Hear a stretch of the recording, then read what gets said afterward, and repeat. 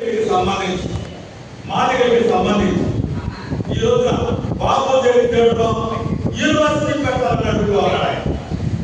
ఈ రోజు చంద్రబాబు నాయుడు నేను అడిగాను, మనం కలిసినప్పుడు మాదిగల సంక్షేమ భవనం అమరావతిలో పెట్టాలి, బాబు పెట్టిన స్మృతి మనం అమరావతిలో పెట్టాలి, ఇలాంటివన్నీ మాట్లాడుతుంది.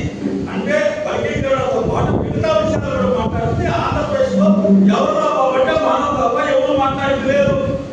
ఈరోజు నిధులు కావాలి, చంద్రబాబు నాయుడు ఏమని అడిగితే 120 కోట్లు వచ్చినాయంటే మాట్లాడమంటే. కాబట్టి ఈ కులం సమగ్రాభివృద్ధి సాధించాలి, రాజకీయ అవకాశాల్లో ముందుకెళ్ళాలి, ఉద్యోగాల్లో ముందుకెళ్ళాలి, సంక్షేమ పథకాల్లో ముందుండాలి. ఇవన్నీ వస్తానే మనం అభివృద్ధి చెందుతాం. ఇవన్నీ అభివృద్ధి చెందాలి అంటే మనం అమ్ముడు పోతే ఇక తర్వాత మనం వీళ్ళ గురించి అడగడానికి ఆస్కారం ఉండదు. కాబట్టి ఈ రోజున వర్గీకరణ జరిగిందంటే ఎన్నో కుటుంబాలు త్యాగాలు చేశాయి, 30 ఏళ్ల పాటు పోరాటాలు చేశాం. కాబట్టి వర్గీకరణ జరిగే ఈ చివరి క్షణాల్లో, ఈ చివరి సమయాల్లో మాదిగల పక్షాన నిలబడి మాట్లాడే సంఘాలుగా లేకుండా వాళ్ళందరూ కూడా పక్కకు పోయి వాళ్ళ అవకాశాల కోసం, వాళ్ళ అవసరాల కోసం ఈ జాతికి ఎప్పటికప్పుడు అమ్ముకుంటామంటే నిరంతర సంఘం ఏదైనా ఉందంటే అది మన సంఘం మాత్రమే. కాబట్టి మీరందరూ కూడా దృష్టిలో పెట్టుకోవాల్సింది అంటే మాదిగలకి అన్యాయం జరగకుండా, రేపు అసెంబ్లీలో చట్టం జరగాలంటే, మనకి సామాజిక న్యాయం జరగాలంటే, మన వాటా మనకి రావాలంటే ఖచ్చితంగా ఈ 3 నెలల పాటు మీరందరూ కూడా ఏ కార్యక్రమం పెట్టినా, ఏ పిలుపునిచ్చినా, ఎక్కడ ఏ కార్యక్రమం జరిగినా మీరు ముందుండాలని మీ అందరూ కూడా నేను విజ్ఞప్తి చేస్తా ఉన్నా. ఈ రోజున అసెంబ్లీలో సగం సీట్లు కావాలని అడిగింది ఎవరైనా ఎన్నికలకు ముందంటే మనం తప్ప ఎవరు అడగలేదు. ఇవాళ రాజకీయంగా 29 అసెంబ్లీ సీట్లు ఉంటే మాదిగలకు ఈరోజు 14 సీట్లు వచ్చాయంటే దేవుడు మన పోరాట ఫలితమే. ఎవరికి మన మీద జగన్కో చంద్రబాబుతో మన మీద ప్రేమలేమి ఉండవు.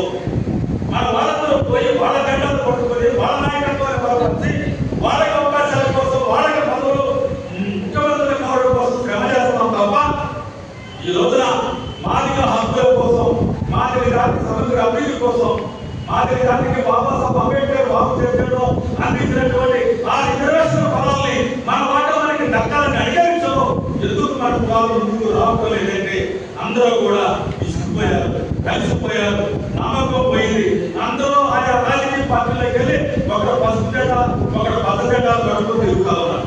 ఈ పరిస్థితికి రావడం కారణం 30 ఏళ్ళైనా ఎక్కడ వేసిన కొందరి అక్కడే ఉందంటే మన నాయకులు అమ్ముడుకోవాలి. ఈ స్థితి మారాలి, ఈ పద్ధతి మారాలి. మీరు ఒకటే చెప్తున్నా, గుర్తుపెట్టుకోండి.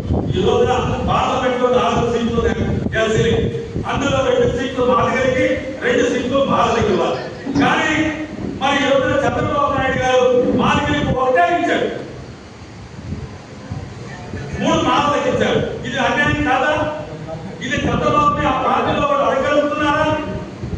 ఎందుకు అడగలేకపోతున్నారంటే ఎక్కడ అడిగితే వాళ్ళకి ఎమ్మెల్యేలుగా అవకాశాలు రావు, ఎంపీలుగా అవకాశాలు రావు. కానీ అడిగేది కూడా ఎవరిది?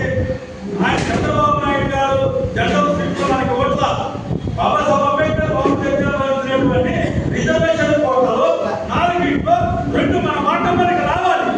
అది బయట ముందు అడిగితేనే భావనిస్తారు, లేకపోతే చంద్రబాబు నాయుడు ఎవరు? మనం అడిగిన భావన ఎవరైనా ఉన్నారా? ఏ ఒక్క నాయకుడైనా మాదిగల పక్షాన అసెంబ్లీలోకి వెళ్ళి మాదిగల అన్యాయం జరుగుతుంది సార్ అని మాట్లాడేవాడు ఉన్నారా? జగన్ ప్రభుత్వంలో మాట్లాడేవాడు ఉన్నారా? లేదు. ఎందుకు లేదంటే మన వాడు మన జాతి ప్రయోజనాల కోసం వచ్చిన మాదిగ ఎమ్మెల్యే ఒక్కడు లేడు, మాదిగ ఎంపీ ఒక్కడు లేడు.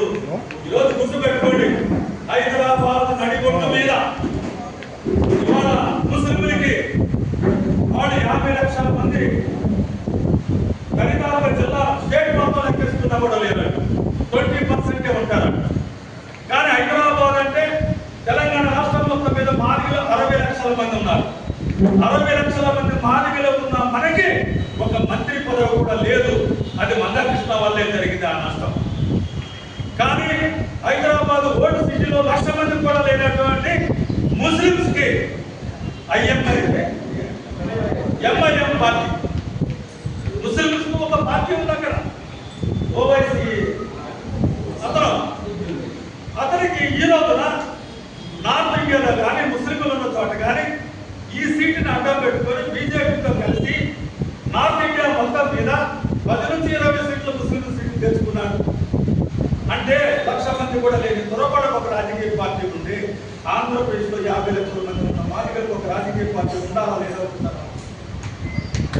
ఈరోజు జగన్మోహన్ రెడ్డి దగ్గరికి వెళ్ళి అయ్యా మాకు 2 సీట్లు ఇవ్వండి, అయ్యా మాకు 2 పదవులు ఇవ్వండి, అయ్యా మాకు 2 ఉద్యోగాలు ఇవ్వండి, అయ్యా మాకు 2 రోజులు ఇవ్వండి. వాడిని మనవడుకోవడం ఏంటండి? కమ్మోడిని రెండోని మనవడుకోవడం ఏంటి? ఈ రాష్ట్రంలో కమ్మాళ్ళు 14 లక్షల మంది ఉన్నారు. ఈ రాష్ట్రంలో 18 లక్షల మంది రెడ్లు ఉన్నారు, 26 లక్షల మంది కాపులు ఉన్నారు, 50 లక్షల మంది ఉన్న ఏకైక పెద్ద జాతి ఆంధ్రప్రదేశ్ ఎవరున్నా అంటే అది మాదిగలు మాత్రమే. మరి మాదిగలకు ఒక పార్టీ ఉందా? కమ్మాళ్ళకు తెలుగుదేశం పార్టీ ఉంది, రెడ్లకు వైసీపీ ఉంది, కాపులకి జనసేన అవునా కాదా చెప్పండి? అవునా? మరి మాదిగలకు ఒక పార్టీ ఉందా? లేదు. ఈ రోజున ఆ రాజకీయ పార్టీలకి పసుపు చట్టాలు పట్టుకుని మనం ఊరెగుతా ఉంటే వాళ్ళ పార్టీలో పనిచేసేవాడికి అవుట్ సోర్సింగ్ పోస్ట్ లేదు, ఒక పథకం లేదు. వాళ్ళు ఎవరు పోయి అడగాల? తెలుగుదేశం పోటీ చేస్తున్నాడు వాళ్ళని అడగాల, ఆడొద్దు అన్నాడు. ఎందుకు అడుగుతున్నారంటే పని చేసేది వాళ్ళకి అవసరాలు మనకు తెలుసా? ఎందుకంటే అడిగితే మాట్లాడేవాడు, చెబితే చేసేవాడు ఎంతో కొంత సంపదలుగా ఉంటున్నారంటే మనం కాదు. కాబట్టి నేనేమంటున్నానంటే ఆంధ్రప్రదేశ్లో ఆత్మగౌరవాన్ని చంపుకొని బతుకొద్దు మాదిగలు, భిక్షగాడలాగా బతుకొద్దు. ఆంధ్రప్రదేశ్లో కారం చెట్టులో మాదిగ పల్లె మీద దాడి చేస్తే, పెద్ద ఎత్తున తిరుగుబాటు చేస్తే మాదిగలు 8 మంది దాకా చనిపోతే వాళ్ళు చింతించిన రక్తం నుంచి 1989లో పార్లమెంట్లో దళితుల భావన మారుమోంది. దేశవ్యాప్తంగా ఎస్సీ ఎస్టీ అట్రాసిటీ చట్టం వచ్చిందంటే కారం చెడు మాదిగలు చిందించిన రక్తం ద్వారానే వచ్చింది. ఈ రోజున ఆ రక్షణ కవచంగా ఉన్న ఆ చట్టాన్ని మోడీ దగ్గర నుంచి మొదలుకొని అనేక మంది నాయకులు ఎస్సీ ఎస్టీ అట్రాసిటీ చట్టం సక్రమంగా అమలు చేయకుండా స్టేషన్ వేయించి పంపుతున్నారంటే కారణం ఈ రాజకీయ పార్టీలు. అంటే మనం తెలుసుకున్న ఈ హక్కును కూడా మనకి లేకుండా చేస్తున్నది ఎవరు? ఇవాళ సంక్షేమ పథకాలు లేకుండా చేస్తుంది ఎవరు? ఇవాళ ఉద్యోగాలు లేకుండా చేస్తుంది ఎవరు? ఇవాళ రాజకీయ అవకాశాలు లేకుండా చేస్తుంది ఎవరు? మన మీద దాడులు జరిగితే ఇవాళ ఆ దాడులు రక్షణగా ఉన్నారా? ఎక్కడో ఆర్ఎస్ఎస్ వాళ్ళు ఇవాళ దళితులను దారుణంగా ఆత్మీయాలు ఒక గుర్రం ఇక్కడే చంపేస్తారు, గుర్రం ఎక్కినందుకు ఒక దళితుడు చంపేస్తారు. నిన్నగాక మన తెనాలిలో బ్లేడ్ బ్యాచ్ అని చెప్పి, గంజాయి అని చెప్పి వాళ్ళకు కొన్ని పేర్లు పెట్టి మాలపల్లి హైదానగర్ అంటే మాలదకి ఒక కోట లాంటిది. కానీ అక్కడ ఈ చంద్రబాబు ప్రభుత్వం వచ్చిన తర్వాత 4 కుర్రాళ్ళు 4 కుర్రాళ్ళు రోడ్ల మీద పెట్టి 10 లెక్క పెట్టి లాఠీ కరెంట్ తీసుకొని ఇష్టం వచ్చినట్టు నడి రోడ్డు మీద విక్రమార్కుడు సినిమాలో కొట్టినట్టు కొట్టారు. అంటే చట్టాలు వాళ్ళ చేతుల్లో ఉంటే దళితులు కాబట్టే కదా మన అగ్ర కులాలు అక్కడ తీసుకొచ్చి రోడ్ల మీద పట్టగలవా? కమ్మాడాలు ఎక్కడ పోలీస్ స్టేషన్కి కమ్మాడు వెళ్తే వాళ్ళకి కుర్చీ చేస్తున్నారు. ఇవాళ మనం పోలీస్ స్టేషన్కి వెళ్తే నుంచొని చేతులు పెట్టుకొని మనం చేసే చిన్న చిన్న పొరపాట్లు, తెలిసి తెలియని పొరపాట్లు. కానీ వాళ్ళు చేస్తే గంజాయిని అమ్మేది వాళ్ళు. ఎవరో రోడ్ల మీద గంజాయి అమ్ముతున్నారు, వాళ్ళే అమ్ముతారు. వాళ్ళ గంజాయిని పండించేటప్పుడు అగ్రతలో వాడు, గంజాయిని మార్కెటింగ్ చేసేటప్పుడు అగ్రతలో వాడు బాగానే ఉన్నాడు. మంది అమ్మేటప్పుడు వాడు నైట్ పూట 11 గంటలకు పట్టుకునే పోలీసులు పట్టుకుంటారు. నువ్వు తాగేవలేదు అంటే వాడు అమ్మడానికి రైట్స్ కూడా వీడు తాగడానికి లేదు. కాబట్టి అత్యంత దుర్మార్గం ఈ రాజకీయ పార్టీలకి చర్చలుగా కృష్ణమాదిగ లాంటి వాడు మారబట్టి 30 ఏళ్ళైనా మన బతుకులు ఇక్కడే ఉన్నాయి. ఈ రోజు మన బతుకుల్లో మార్పు రావాలని వాడు మాది కూడా తర్వాత సంగతి. భారత రాజ్యాంగం అంబేద్కర్ బాబు చెప్పారు, లేకపోతే ఈ రోజు ఇక్కడ మీటింగ్లు పెట్టుకుని మనం మాట్లాడుతున్నాం. కాబట్టి మీరు ఒకటి గుర్తుపెట్టుకోండి, భారతదేశంలో మన జాతర పేదరికం నుంచి బయటపడాలన్నా, అంటార్థం నుంచి బయటపడాలన్నా, ఆర్థిక సమానంలో రాజకీయ సమానంలో రావాలన్నా, చదువులో ముందుకెళ్లాలన్నా, అన్ని రంగాల్లో అభివృద్ధి చెందాలంటే ఈ రాజకీయ నాయకులు మనకు స్ఫూర్తిదాయకం కాదు. చంద్రబాబు నాయుడికి మనం ఎందుకు మద్దతిచ్చాము? వర్గీకరణ చేశాడు. కానీ ఎలా చేశాడు? ఇది మానవానికి అనుకూలంగా మాదిగకి నష్టంగా చేశాడు. వెంటనే నేను అర్థం తిరిగాను. అయినా చంద్రబాబు నాయుడు సన్నం పెట్టింది మా జాతి ప్రయోజనాల కోసం, నీ కోట్లేసింది గెలిపించింది మా జాతి ప్రయోజనాల కోసం.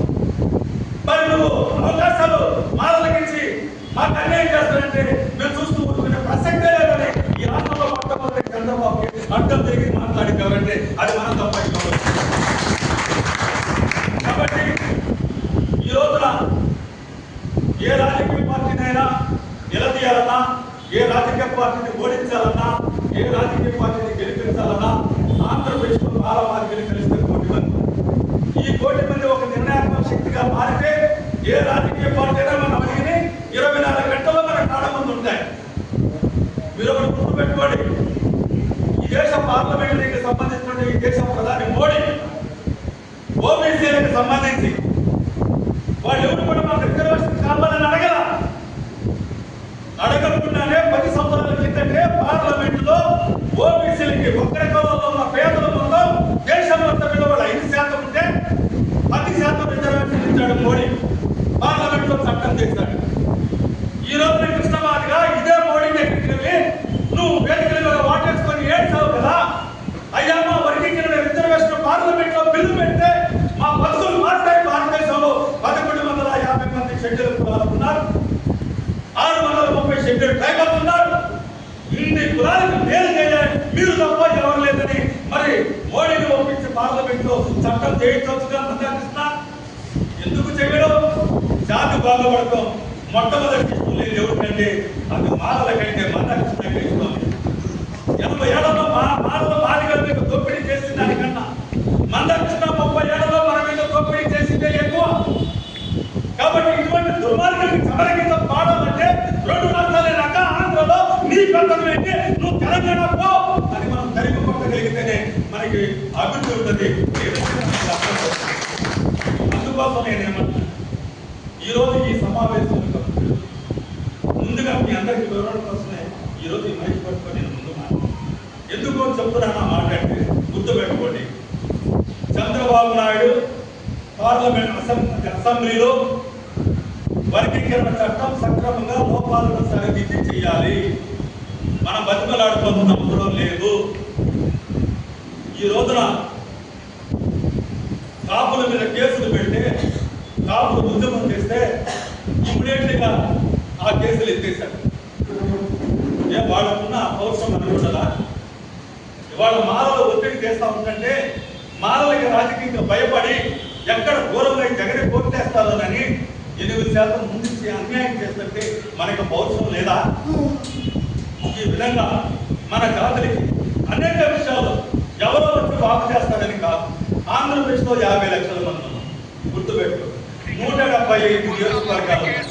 ప్రతి నియోజకవర్గంలో ప్రతి మండలంలో ప్రతి మండలానికి ఒక 30 మందితో మనం కమిటీ చేసి 175 నియోజకవర్గాల్లో 600 మండలాలు పైచుకున్నటువంటి ఆంధ్రప్రదేశ్ లో మండలానికి 30 మందిని తీసుకొచ్చి ఇక్కడ మనం కూర్చోబెట్టగలిగితే చంద్రబాబు పరిగెత్తుకుంటూ వచ్చి ఏపీసీడీ కాదు మనం ఏ మడిగమా ఇది చేస్తాం. ఆ స్థితికి తీసుకురావడం కోసమే ఈ రోజున రౌండ్ టేబుల్ సమావేశంలో 3 ప్రతిపాదనలు పెట్టాలి. ఒకటి, తమిళనాడు రాష్ట్రంలో అరుంధతికి 3% రిజర్వేషన్లు అక్కడ ప్రభుత్వం చెప్పడం జయలలితకు ముందు నుంచి వధిస్తా ఉన్నారు. ఎందుకు 15% వర్గీకరణని అక్కడ వర్గీకరణ కోరుకోకపోయినా, అక్కడ వర్గీకరణ లేకపోయినా మార్గలు అభివృద్ధి చెందాలంటే 3% రిజర్వేషన్ మీకు రాష్ట్ర ప్రభుత్వం ఇస్తుందని ప్రకటించడం వల్ల అక్కడ మార్గలు కాస్త కూస్తూ అభివృద్ధి చెందారు. అదేవిధంగా ఇవాళ పంజాబ్ తీసుకుంటే 1975లోనే ఏపీసీడీ వర్గీకరణ, హర్యానా తీసుకుంటే 1985లోనే జరిగింది. కానీ తమిళనాడు తీసుకుంటే, ఆంధ్ర తీసుకుంటే మన ఉమ్మడి రాష్ట్రంలో 1994లో ఈ ఉద్యమాన్ని మనం ప్రారంభించాం. ఇప్పటికి 31 సంవత్సరం గడిచింది. మరి 31 సంవత్సరం అయినా వర్గీకరణ జరిగే విషయంలో నేనే తీసుకొచ్చా ఏబిసిడి, నేనే వికలాంగులకు పెన్షన్ తెచ్చా, నేనే ఆరోగ్యశ్రీ తెచ్చా అని గొప్ప చెప్పుకుంటున్నా మందకృష్ణ వర్గీకరణ జరిగా ఎక్కడున్నావో బాబు అంటే ఇవాళ ఇక్కడ లేడు. బీజేపీ సంఖలో ఉన్నాడు, చంద్రబాబు సంఖలో ఉన్నాడు. జాతికి ముఖ్యమా చంద్రబాబు ముఖ్యమా అని నువ్వు చంద్రబాబు మాట్లాడించాలా? వెంకటేశ్వరరావు నువ్వు ఏంటి ఈ రోజున మాదిగల గురించి మాట్లాడుతున్నావు? మాదిగ చంద్రబాబు ఎక్కడ చేసిందనంటే నేను ఒకటే చెప్పా, గతంలో చేసింది చంద్రబాబు. ఆ రోజున వర్గీకరణ చేయబట్టి అంటే 1956 నుంచి 1994 వరకు 2000 వరకు 18,000 ఉద్యోగాలు మాదిగలకి ఎస్సీల్లో మేజర్గా వచ్చాయి. కానీ చంద్రబాబు నాయుడు వర్గీకరణ చేసిన 2000 నుంచి 2004 వరకు 22,500 ఉద్యోగాలు వచ్చాయి. కాబట్టి చంద్రబాబు నాయుడు గారు చేస్తారని నమ్మి ఆయనకి మద్దతు ఇచ్చాం. ఆయన చేశాడు. కానీ మరి ఈ రోజు ఏం చేస్తున్నాడు? ఆయన ఓటు బ్యాంక్ రాజకీయాల కోసం మాల సోదరుల పక్షాన్ని నిలబడితే మాదిగలకి అన్యాయం జరుగుతూ ఉందంటే ఇవాళ మీకు కులం కావాలా, చంద్రబాబు కావాలంటే నాకు నా జాతీయ ముఖ్యమని మాట్లాడినా ఏకైతే. కాబట్టి చంద్రబాబు నాయుడు గారికి ఇక్కడ నుంచి మనం ఒకటే చెప్తున్నాం, వర్గీకరణ చేసే పరిస్థితి లేకపోతే, ఆ మాట వెనక్కి తీసుకునే పరిస్థితి లేకపోతే 3% ఆంధ్రప్రదేశ్ లో మాదిగలకి రిజర్వేషన్ శాతం పెంచాలని ఇప్పుడు మనం డిమాండ్. వర్గీకరణ విషయంలో మాలలు కఠినం చేయమని మనం అడగటం లేదు. ఏ కులానికి మనం వ్యతిరేకం కాదు, ఏ రాజకీయ పార్టీకి మనం వ్యతిరేకం కాదు. కేవలం కోల్పోయిన మన హక్కులను సాధించుకోవడం కోసమే మనం మాట్లాడతాం. దీనివల్ల మనకేంటి అంటే మన పిల్లలు చదువుకుంటారు. ఈ రోజున వాళ్ళ ప్రభుత్వ పాఠశాలలకు ఒక పక్క మూసేస్తా ఉన్నారు. ఆ విధంగా మనం మన పెద్ద రేపుల మన ఫీజులు పెట్టి చెల్లించాలి. మరి ఫీజు రియంబర్స్మెంట్ ఉంది కదా, వాటిని ఉపయోగించుకోవాలి కదా. అంటే ఇవాళ మన పిల్లలకు వర్గీకరణ ఉంటేనే కదా నీకు ఆ వాటా వచ్చేది. కాబట్టి ఆ వాటాను సాధించుకుంటే మన పిల్లలు విద్యారంగంలో ముందుకెళ్తారు, ఉద్యోగాల్లో ముందుకెళ్తారు, సంక్షేమ ఫలాల్లో ముందుకెళ్తారు. రాజకీయాల్లో మన వాటా మనకి వస్తేనే భవిష్యత్తులో మన బిడ్డలకి ఒక దారి చూపిస్తాం. అందుకోసమే 37